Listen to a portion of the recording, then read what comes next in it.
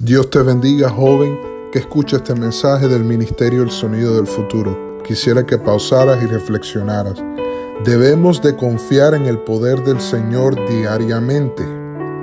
No solamente Él es todopoderoso, sino que Él se ocupa de guardarnos todos los días.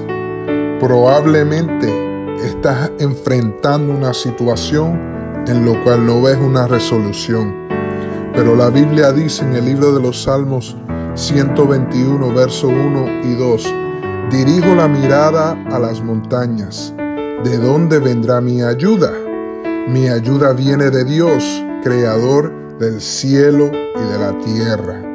Él te garantiza una solución a tu problema, ya que la Biblia dice que Él es nuestro ayudador en todo momento. En el nombre de Jesús, amén y amén.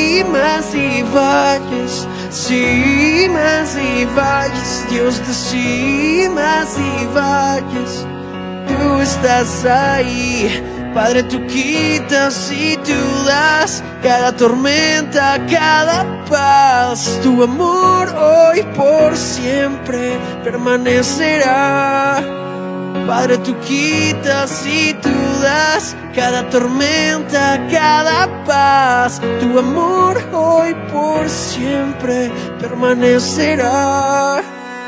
En la cima yo me humillaré.